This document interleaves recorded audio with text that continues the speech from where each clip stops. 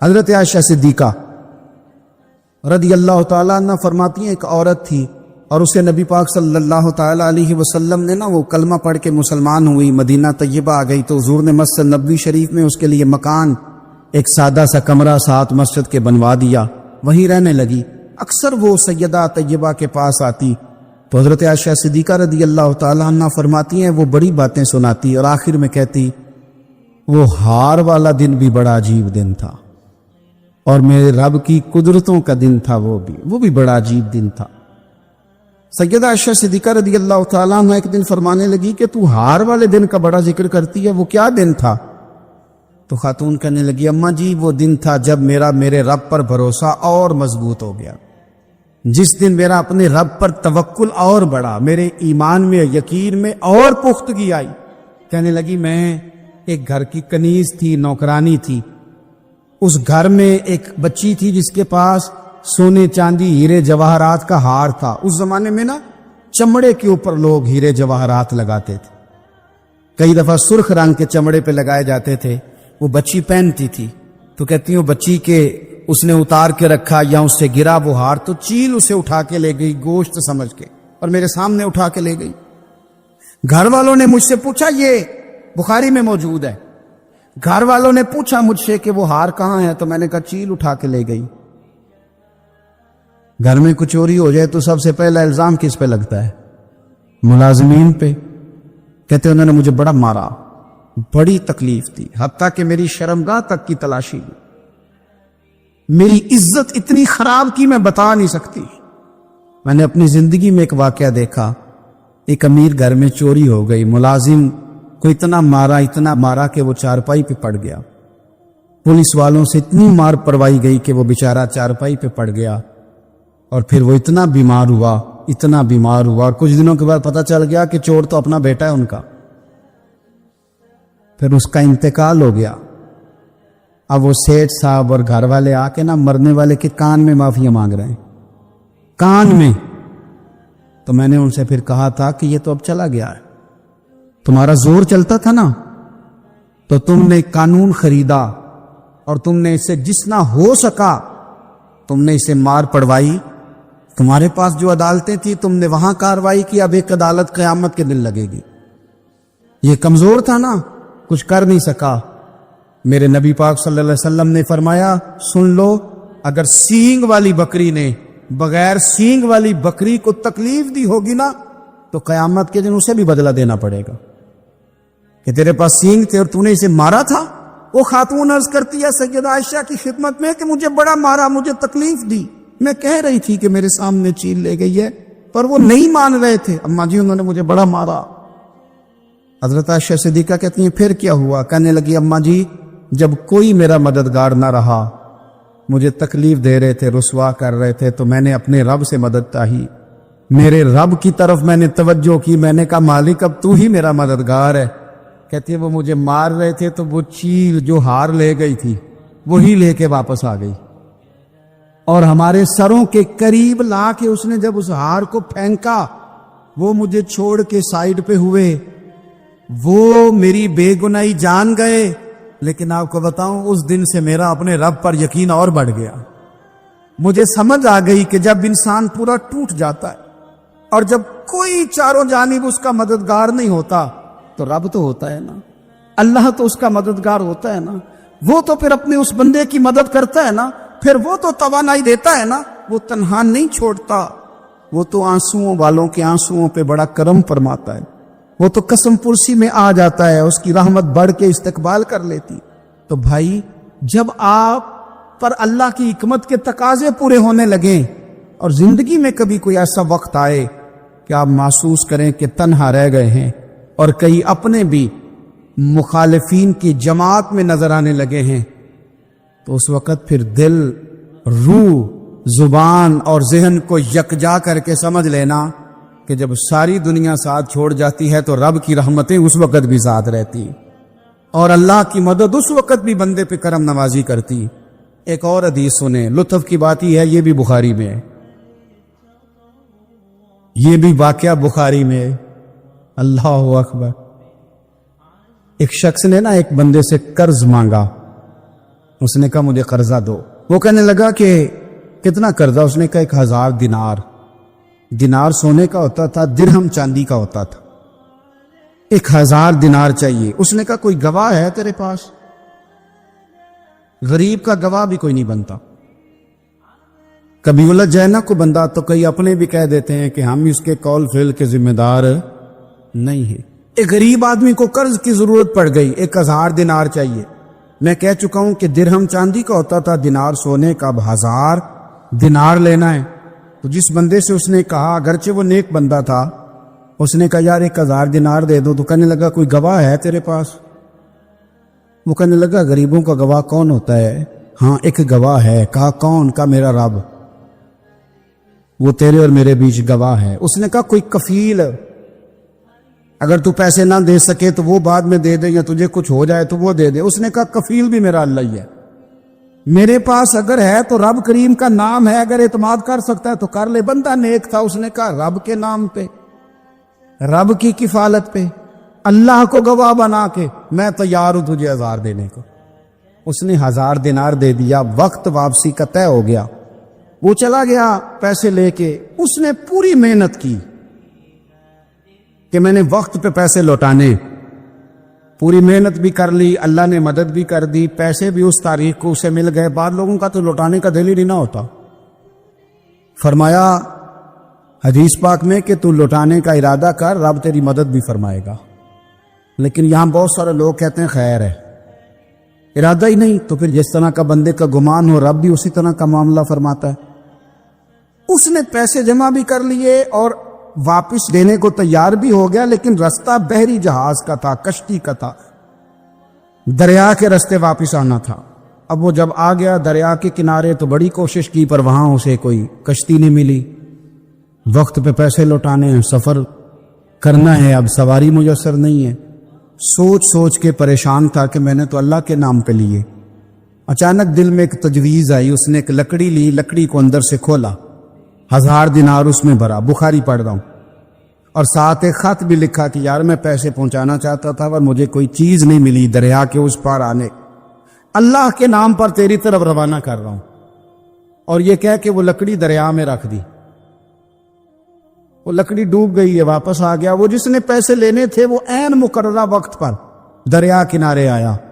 صبح سے سرے شام تک اس نے انتظار کیا. دل ڈھلنے لگا تو دل میں خیال آ گیا کہ یار نہیں، اس نے دینے ہی نہیں، جھوٹا وعدہ کر گیا، پہنچا ہی نہیں وقت پہ.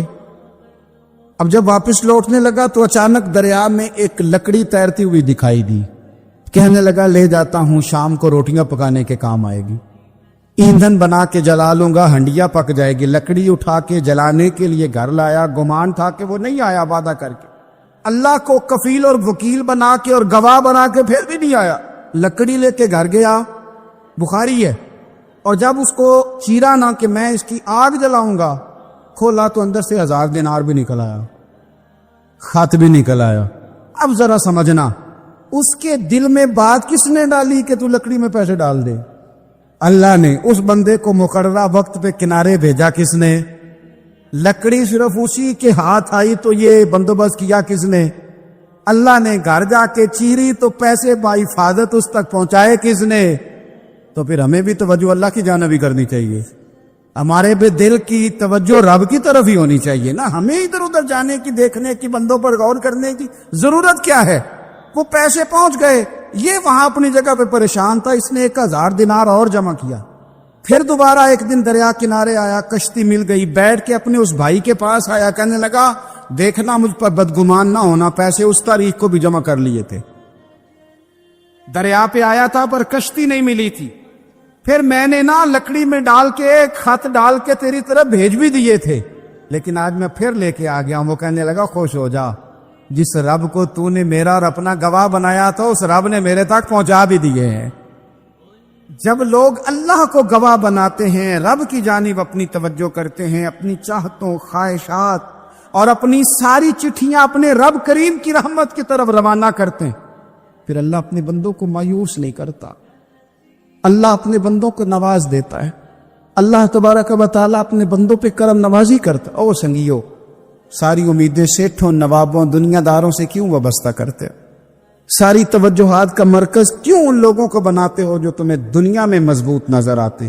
اپنی توجہات کا مرکز اپنے خدا کو بنائیے، اپنے مالک کی جانب اپنی ساری خواہشات کا رخ پھیر دیجیے، اپنی توجہات اپنے رب کی جانب کر لیجیے، وہ اپنے بندوں پہ بڑی کرم نوازی فرماتا ہے۔ حضرت سعد بن ابی وقاص رضی اللہ تعالیٰ آپ فرماتے ہیں جب میں قادسیہ کی جنگ لڑ رہا تھا تو ایک ریاست ایسی بھی آئی جس کے بادشاہ کا تاج بڑا مشہور تھا کہ بڑے قیمتی ہیرے ہیں اس کے تاج میں، معروف تھی وہ بات۔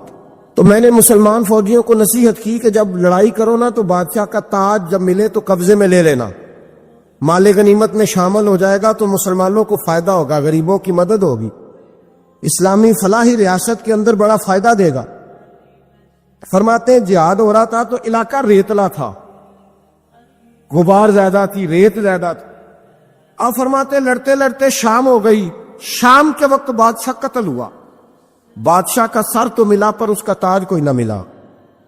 اب صحابہ ڈھونڈنے لگے، ریت ٹٹولنے لگے، تھوڑی سی جدوجہد کی تو حضرت سعد بن ابی وقاص کہنے لگے یار رات ہو گئی ہے، چھوڑو، نہیں ملتا تو رہنے دو، سو جاؤ اپنے اپنے خیموں میں جا کے، اللہ نے فتح دے دی ہے، یہی ہمارے لیے بہت کافی ہے، چھوڑو، شہادت ہے مطلوب مقصود مومن، نہ مال غنیمت نہ کشور کشائی۔ وہ تو کہا تھا چلو مل جائے تو ٹھیک ہے، نہیں ملتا تو رہنے دو، چھوڑ دیا۔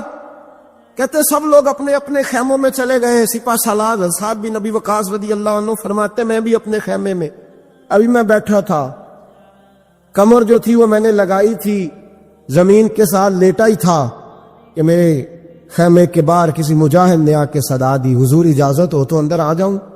میں نے کہا آ جاؤ۔ تو کہتے ایک شخص آیا، اس نے چادر کے اندر اپنا چہرہ چھپایا ہوا ہے، پھٹے پرانے پوسیدہ سے کپڑے، ٹوٹے ہوئے جوتے، رسیوں سے باندھے ہوئے، آ کے کھڑا ہوا اور چادر کے نیچے سے اس نے وہ تاج نکالا، اس کی چمک دمک ہیروں کی اتنی زیادہ کہ پورے خیمے میں روشنی پھیل گئی، اور میرے پاس تاج لا کے کہنے لگا حضور میں گزر رہا تھا تو میرے گھوڑے کے پیر سے کچھ چیز ٹکرائی ہے، میں نے کھو دی ہے تو تاج نکل آیا ہے، رکھ لیں۔ اور فرماتے رات کے اندھیرے میں اکیلے اسے ملا، دیکھنے والا بھی کوئی نہیں تھا، اور بندے کی حیثیت بتاتی ہے کہ غریب ہے۔ پھر بھی میں نے پوچھا، میں نے کہا تم تو مجھے بڑے غریب آدمی لگتے ہو، تمہیں تو بڑی ضرورت تھی، کیا امیر ہو؟ کیا تمہارے حالات کس طرح کے؟ تو کہتے مجھے کہنے لگا حضور 12 بچوں کا باپ ہوں، اور جب جہاد کے لیے آیا تھا تو گھر میں صبح کا کھانا تھا، دوپہر کا کوئی نہیں تھا، حکم ہوا جہاد کی فرض ہونے کا تو نکل آیا ہوں، کچھ سرکہ کچھ چھوٹا سا سامان ان کے لیے چھوڑ کے آیا ہوں، اللہ کریم ان کی مدد کرے گا۔ تو فرماتے میں رشک آیا، اسے رشک، تو میں نے کہا جناب یہ تم نے رکھا کیوں نہیں؟ کہنے لگے وہ میری طرف دیکھ کے کہنے لگے حضور کیوں رکھوں، مجھے اس کی کیا ضرورت ہے، مجھے میرا رب کھلانے والا ہے، میرا رب دینے والا ہے، مجھے ضرورت ہی نہیں، میں کیوں رکھوں؟ دامان توکل کی یہ خوبی ہے کہ اس پر پیوند لگے ہوتے ہیں، دھبے نہیں ہوتے۔ فرماتے ہیں وہ دیکھ کے پلٹ گئے، ابھی وہ خیمے سے نکلنے لگے تھے، میں نے پیچھے سے آواز دی، میں نے کہا یار اپنا نام تو بتا، اپنا قبیلہ تو بتا، اپنے والد کا نام تو بتا، تو اتنا بڑا شخص ہے بتا تو صحیح۔ تو فرماتے انہوں نے رخ نہیں پھیرا، پلٹ کے میری طرف نہیں دیکھا، چہرہ باہر کی جانب، اور کھڑے کھڑے کہنے لگے حضرت سعد بن ابی وقاص سے حضور میں نے یہ کام آپ کے لیے نہیں کیا، یہ کام میں نے لوگوں کو اپنے باپ کا اور قبیلے کا نام معروف کرانے کے لیے نہیں کیا، میں نے یہ کام رب اور اس کے رسول کے لیے کیا ہے، اور جس رب رسول کے لیے کیا ہے وہ میرا نام بھی جانتے ہیں، میرے باپ کا نام بھی جانتے ہیں، میرا قبیلہ بھی جانتے ہیں۔ 24 لاکھ مربع میل کا حکمران، اور شاہ روم کو خط لکھ کے کہتا ہے میں منت نہیں کرتا، میں حکم دیتا ہوں۔ اتنا تگڑا بندہ جنگ قادسیہ کے لیے حضرت سعد بن ابی وقاص کو بھیجا، فتوح الشام پڑھ کے دیکھیں۔ حضرت عمر بڑے پریشان ہیں، اتنے دن ہو گئے کوئی رپورٹ ہی نہیں آئی، اب تو موبائل ہے نا، ایک منٹ کی رپورٹ لیں آپ، بلکہ آپ ایک منٹ کی فوٹو لیں، آپ رپورٹ تو دور رہ گئی۔ حضرت عمر فاروق رضی اللہ تعالیٰ عنہ بڑے پریشان ہیں کہ قادسیہ میں حضرت سعد بن ابی وقاص کے ساتھ لوگ جہاد کرنے گئے، رپورٹ کوئی نہیں آ رہی، اتنے پریشان تھے کہ باہر نکل کے نا اس رستے پہ بیٹھ جاتے جو رستہ قادسیہ کی طرف سے آتا تھا، جو بھی آتا جاتا پوچھتے جنگ کے کیا حالات ہیں۔ ادھر جب اللہ نے فتح دے دی نا تو حضرت سعد بن ابی وقاص رضی اللہ تعالیٰ عنہ نے نا ایک قاصد کو خط دے کے بھیجا، کہنے لگے عمر کے پاس جاؤ، انہیں اطلاع دو کہ الحمدللہ اللہ نے اسلام کو فتح عطا کر دی۔ یہ حضرت عمر کو جا کے دینا، وہ بڑے پریشان ہوں گے۔ وہ جو اس زمانے میں اس طرح ہوتا تھا کہ کئی دور دور سے صحابہ جو دوسرے شہروں کے ملکوں کے رہنے والے ہوتے تھے وہ بھی آ کے شامل ہو جاتے تھے جہاد میں۔ کوئی ایک دفعہ مدینے آیا، کوئی 2 دفعہ آیا، پھر اپنے اپنے علاقوں میں۔ بہت سارے لوگوں نے زیادہ دفعہ حضرت عمر کو دیکھا بھی نہیں تھا۔ وہ جو قاصد خط لے کے آیا تھا نا، اس نے 1 دفعہ دیکھا تھا، حضرت عمر بوڑھے ہو گئے، وہ پہچانتا نہیں تھا۔ ادھر سے وہ خط لے کے آ گیا۔ حضرت عمر مدینے سے باہر نکل کے اس روڈ پہ بیٹھے تھے جو قادسیہ سے آتا تھا۔ جب وہ اس آدمی کو آتے دیکھا تو حضرت عمر اٹھ کے کھڑے ہو گئے، فرمانے لگے قادسیہ سے آ رہے ہو؟ وہ کیا کہتا ہے؟ پھٹے پرانے کپڑے، ٹوٹے ہوئے جوتے، سر پہ پرانی پگڑی۔ کہنے لگے غلام مدینے کے رہنے والے ہو؟ حضرت عمر کہنے لگے ہاں مدینے کا ہوں۔ کہا میں قادسیہ سے آیا ہوں، الحمدللہ اللہ نے اسلام کو فتح دے دی ہے، الحمدللہ کفر کی کمر ٹوٹ گئی ہے۔ اس نے یہ بات کر کے تو گھوڑے کو ایڑی لگائی، گھوڑا دوڑنے لگا مدینے کے، حضرت عمر بھی ساتھ ساتھ دوڑ رہے۔ فرمانے لگے اچھا بتاؤ خالد بن ولید کا کیا حال ہے؟ تھوڑا آگے جا کے فرمانے لگے اسامہ بن زید کیسے؟ وہ کہتے ہیں ٹھیک ہے۔ پھر اس نے اور گھوڑا، عمر ساتھ ساتھ دوڑ رہے ہیں، ساتھ ساتھ 24 لاکھ مربع میل کا حکمران، ایک جوتا پیر سے نکل گیا، عمر دوڑ رہے ہیں۔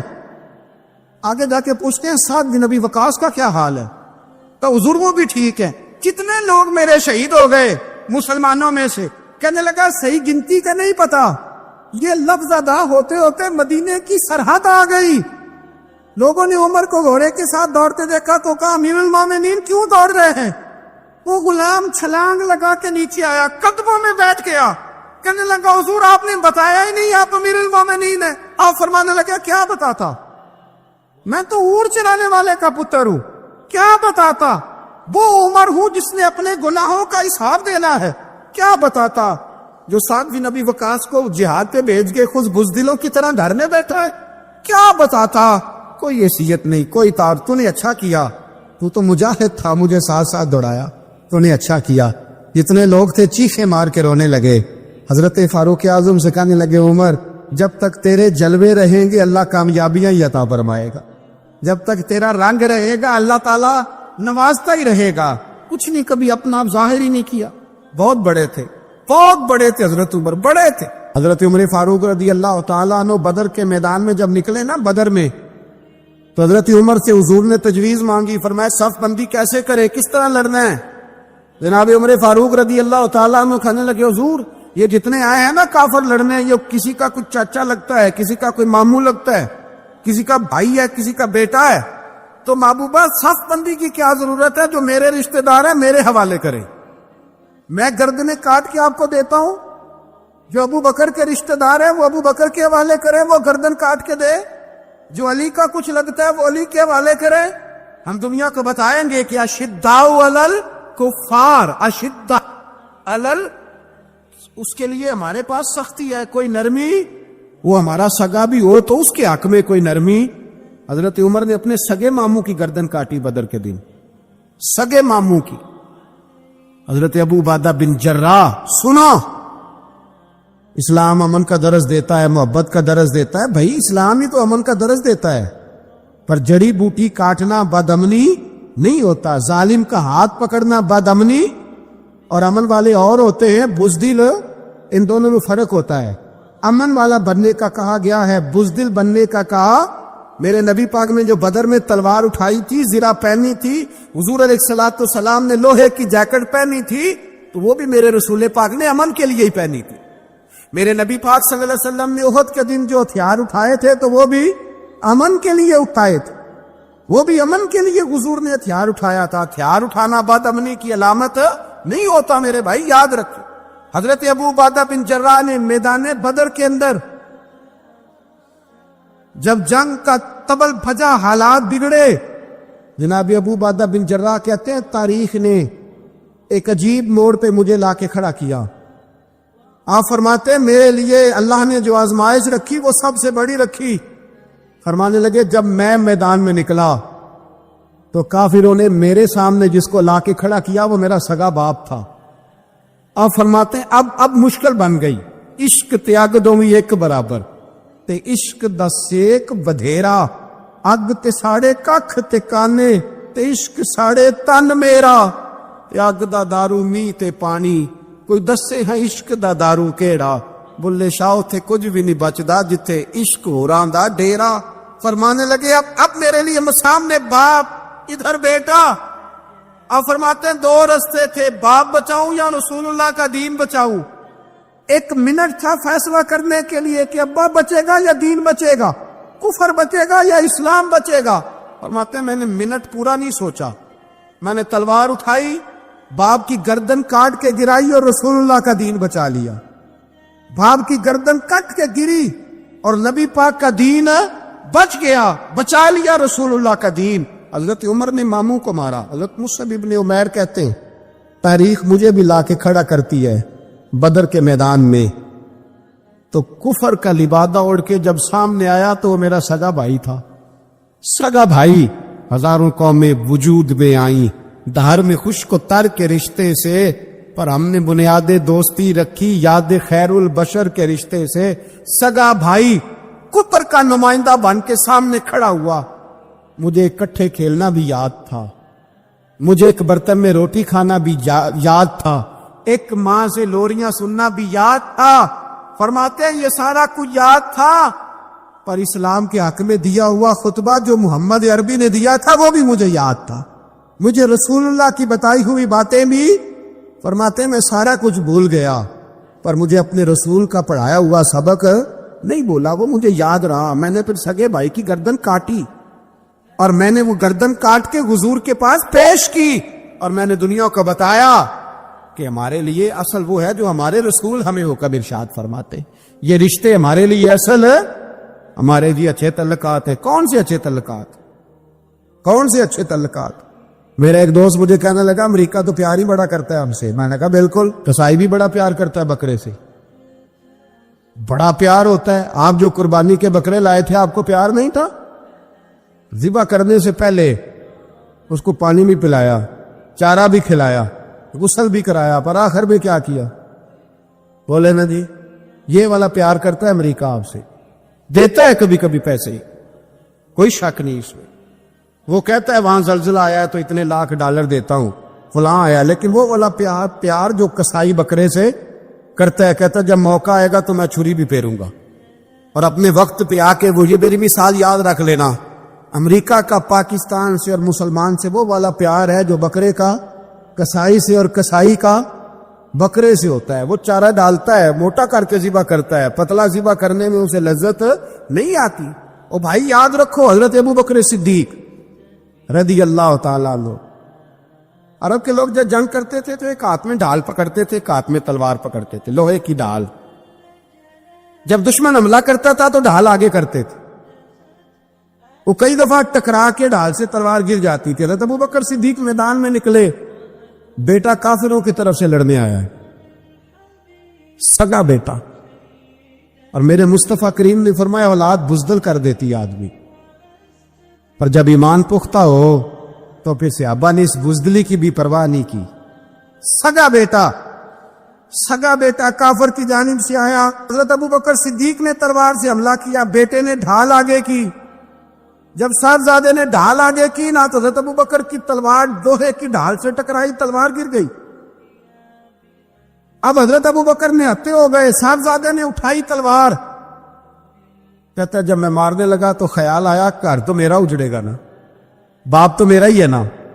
صاحبزادے کہتے ہیں میں ابوبکر صدیق کو چھوڑ کے چلا گیا، بعد میں مسلمان ہو گئے، کلمہ پڑھ لیا، ایک دن گھر میں بیٹھے تھے تو بات شروع ہو گئی۔ صاحبزادے کہنے لگے ابا جی وہ یاد ہے نا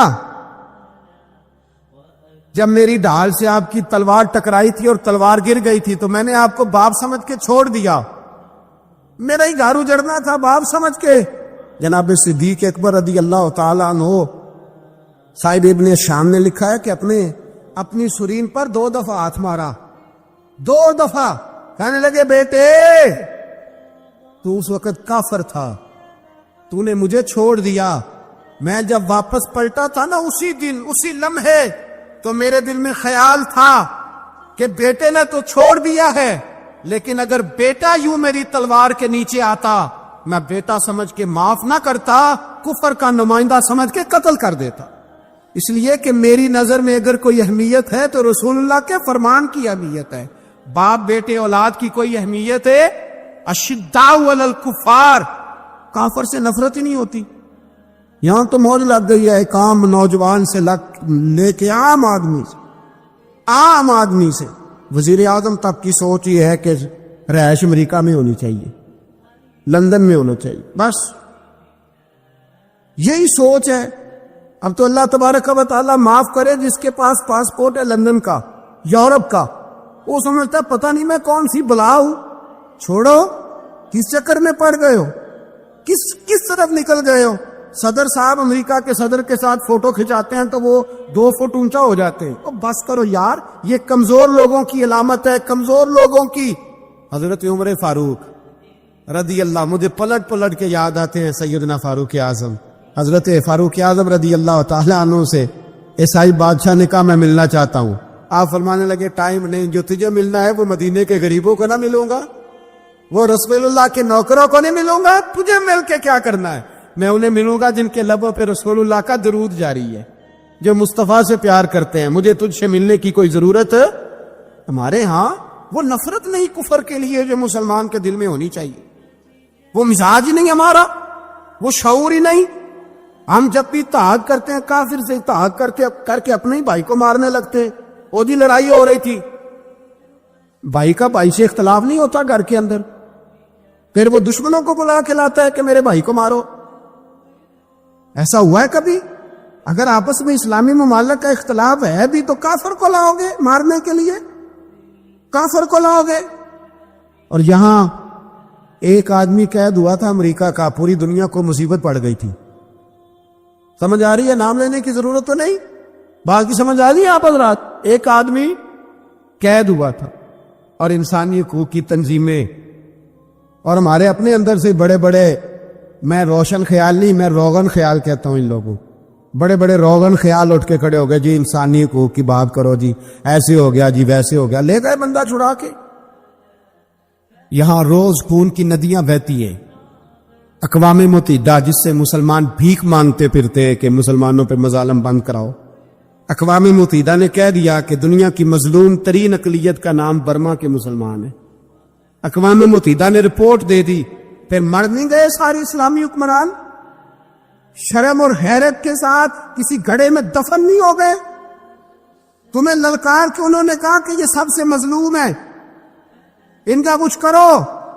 چند دن پہلے یہاں ننکانہ صاحب بے عیسائیوں نے جلوس نکال کے کہا مسلمانوں شرم کرو، ان کی مدد کرو.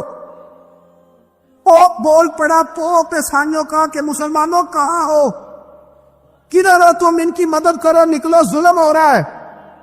پوری دنیا چیخی. آپ کے ملک میں آ کے امریکہ ڈرون حملے کر جائے تو آپ کی وزارت داخلہ کو بعد میں ہوش آتا ہو، ہمیں تو پتہ نہیں چلا، ہم تو سوئے ہوئے تھے، وہ حملہ کر گیا. اور عالمی قوانین کی مخالفت کر کے برما کی حکومت کہتی ہے کسی صحافی کو بھی ہم اندر نہیں جانے دیں گے، ہمارا ذاتی معاملہ ہے. ایسے بے شرم لوگوں کو اپنا نمائندہ بناتے ہو جنہیں ہوش تک نہیں اس بات کی. ہم نے کلمہ پڑھا ہوا ہے نبی پاک صلی اللہ علیہ وسلم کا، میرے رسول پاک سید عالم نور مجسم صلی اللہ علیہ وسلم نے جو لوگ تیار فرمائے. نیند تو نہیں آ رہی آپ حضرات سے؟ نبی پاک نے جو لوگ تیار فرمائے، حضرت کعب بن مالک رضی اللہ تعالی، حضور نے فرمایا چلو تبوک پہ میرے ساتھ، سارے چلو، سب تیار ہو گئے. حضرت کعب بن مالک فرماتے ہیں مجھے گھوڑا بڑا دوڑانا آتا تھا، نیزہ بڑا چلانا آتا تھا، تلوار کا میں بڑا دھنی تھا، میں مالدار بھی تھا، میرے پاس بڑی وسائل تھے. حضور چلے گئے تو میں نے، یہ بخاری ہے، فرماتے ہیں میں نے سوچا کہ میں چلا جاؤں گا، کل میں گھوڑا دوڑاؤں گا، میں نے پیچھے پہنچ جانا، پرسوں چلا جاؤں گا، ترسوں بس سستی ہو گئی، نہ جا سکا. فرماتے ہیں وقت بیت گیا، حضور چلے گئے، آج جاتا ہوں کل چاہتا ہوں، اسی میں حالات سارے گزر گئے، حتیٰ کہ اللہ کے رسول واپس آ گئے.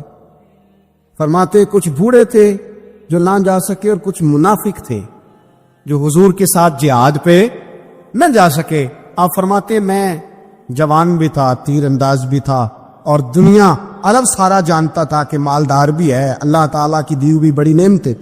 میں نہ گیا اور ہو غلطی گئی, سستی گئی. فرماتے ہیں حضور مدینے میں آئے, جب مسجد نبی میں بیٹھے تو منافق آ کے بہانے کرنے لگے. کوئی کہنے لگا بچی بڑی بیمار تھی, کوئی کہنے لگا حضور کل ہی صحیح ہوا ہوں. فرماتے مجھے بھی پتا تھا اور پتا مصطفیٰ کو بھی تھا جھوٹ بول رہے, حضور کو پتا تھا, پر وہ بہانے کرتے, حضور قبول کرتے. میں چلو جاؤ. کہا فرماتے ایک منٹ کے لیے مجھے بھی وسوسہ آیا کہ کوئی بہانہ نہ کر دوں, لیکن پھر میں نے سوچا بہانہ کس کے سامنے کروں جسے اللہ تبارک و تعالیٰ نے نبوت کی آنکھ عطا فرمائی ہوئی ہے, اس محبوب کے سامنے بہانہ. اس خیال آیا مسلمان نیک و بد پہچان جاتے ہیں, محمد آدمی کے دل کی باتیں جان جاتے, کدھر بہانہ کروں, حضور کو تو سارا پتا ہے. فرماتے میں گیا, حضور نے پوچھا کیوں نہیں آئے, اور پوچھا بھی مسکرا کے, کیوں نہیں آیا, مسکرا کے پوچھا. فرماتے میں نے سچ سچ بولا. میں نے کہا یا رسول اللہ سستی ہو گئی, حضور غلطی ہو گئی. جو بہانے لگا رہے تھے ان کو آزادی مل گئی, اور مکتب عشق کا دستور نرالا دیکھا, اس کو چھٹی نہ ملی جس نے سبق یاد کیا. فرماتے ہیں ان کو چھٹی مل گئی. میں نے کہا حضور غلطی ہو گئی, تو نبی پاک نے فرمایا اس سے کوئی بندہ کلام نہ کرے, خبردار میرے ساتھ بھی گفتگو نہ کرنا. حضرت کعب بن مالک فرماتے ہیں میرا چچا زاد بھائی, خالہ زاد بھائی سارے رہتے تھے, میں کسی کو سلام لیتا تو کوئی جواب بھی نہیں دیتا تھا. فرماتے ہیں میں مسجد میں نماز پڑھنے آتا, پر صحابہ کرام کو حضور نے منع کر دیا تو مدینے کی گلیاں بھی ناآشنا ہو گئی. فرماتے ہیں مجھے یوں لگتا تھا کہ مدینے کے در و دیوار بھی مجھ سے کلام نہیں کرتے. میں وہاں دعا منگیا کرو سنگیو کتے مرشد نہ رس جاوے, اے جنہاں دے پیر رس جان دے او جیوندے ہی مرے رہندے. کہا اس طرح لگا کہ جیسے حالات بگڑ گئے سارے میرے حق میں. آپ فرماتے ہیں میں مسجد میں آ کے بیٹھتا, تو جب مجھے پتا تھا میں جب آنکھیں ادھر کرتا تو حضور مجھے دیکھتے, اور جب میں نبی پاک کو دیکھتا تو حضور چہرہ پھیر لیتے. بول پڑے خواجہ غلام فرید صاحب, کہنے لگے میں ویکھاں تے میرا یار نہ ویکھے, جے میں نہ ویکھاں تو ویکھے. ایڈے نصیب کتھوں تتڑی دے, او میرے وچ ویکھن دے ویکھے. غلام فریدا او بوے یار دے مریے, پاویں ویکھے یا نہ ویکھے. اور فرماتے میں سید عالم صلی اللہ علیہ وسلم کو دیکھتا تو حضور رخ انور پھیر لیتے. حضرت کعب بن مالک رضی اللہ تعالیٰ عنہ فرماتے کہ حضور کا حکم آیا کہ بیوی کو علیحدہ کر دو. بار پہلے کوئی نہیں بات کرتا, اب کہا بیوی کو علیحدہ کر دو. تو میں نے کہا حضور طلاق دے دوں. فرمایا نہیں میکے بھیج دو, طلاق نہیں دینی. فرماتے ہیں بال بچہ بھی چلا گیا, نہ گھر میں کوئی نہ باہر کوئی, تنے تنہا. آپ فرماتے ہیں زمانہ جانتا تھا, عرب کے صوبوں میں بات پھیل گئی کہ کعب بن مالک جیسا سردار, مالدار, گھوڑ سوار, تیر انداز, نیزہ باز, اتنا بڑا سیانہ سنجیدہ آدمی جدا کر دیا نبی پاک نے.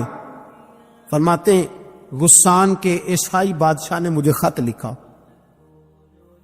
حضرت کعب فرماتے ہیں بڑی آزمائش تھی, پر یہ مصیبت سب سے بڑی تھی. غسان کے عیسائی بادشاہ نے خط لکھا, اس کا آدمی مجھے ڈھونڈتا پھرتا مدینے میں, میں ملا تو خط اس نے مجھے دیا. خط میں یہ نہیں لکھا تھا کہ کافر ہو جاؤ معاذ اللہ, یہ نہیں لکھا تھا عیسائی ہو جاؤ. اس نے خط میں لکھا کہ کعب ہم نے سنا ہے تمہارے نبی نے تمہیں چھوڑ دیا, ناراض ہو گئے. تم تو اس قابل تھے کہ صوبے کے گورنر بنائے جاتے, تم تو بڑے عہدے کے قابل تھے, تمہاری تو شہرت ہے سارے علاقوں میں, تم آ جاؤ ہمارے پاس, ہم تمہیں بہت بڑا عہدہ دے دیں گے. حضرت کعب بن مالک فرماتے اب میری چیخیں نکلی, اب میں تڑپ کے رویا. میں نے وہ اس کا خط پکڑا اور جلتے ہوئے تنور میں ڈالا, اور مسجد نبی میں سارے سجدے میں رکھ کے میں نے کہا اے اللہ میرا ایمان اتنا ہی مشکوک ہو گیا ہے کہ کافر کہتے ہیں میں ان کے ساتھ مل جاؤں گا. اے اللہ میرا ایمان اتنا مشکوک, کافر سمجھنے لگے ہیں کہ میں مسلمانوں کو چھوڑ کے ان سے اتحاد کروں گا. یہاں لوگ کہتے ہیں ہم نے پریشر کے لیے ان کو ساتھ ملایا, ہم نے پریشر کے لیے کافر سے سمجھوتا کرو گے, اپنے بھائی پر ظلم کرنے کے لیے بے ایمانوں کے ساتھ دوستی کرو گے. حضرت کعب بن مالک فرماتے میں نے تندور میں ڈالا, میں تڑپ کے رویا. میں نے کہا اے اللہ میرا اتنا امتحان نہ لے کہ کافر سوچنے لگے کہ میں اسے سمجھوتا کروں گا. اے اللہ مہربانی فرما, اتنا امتحان نہ لے. روتے روتے گھر گیا, سحری تک روتا رہا. ایک آدمی دوڑا آیا, کہنے لگا کعب جلدی چل, حضرت جبریل آ گئے ہیں، اللہ نے تیری توبہ قبول فرما لی ہے، رسول پاک نے تجھے یاد فرمایا ہے، چل آ جا۔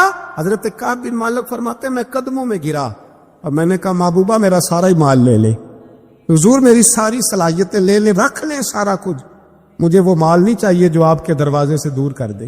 حضور وہ دولتیں میرے کس کام کی جو آپ کے دروازے سے دور کر دے؟ بے نور بے چراغ جو محفل ہو پھونک دو، اعظم بلا سے اپنی وہ ہستی ہی کیوں نہ ہو، جو چیز اس کی راہ میں حائل ہو پھونک دو۔ حضرت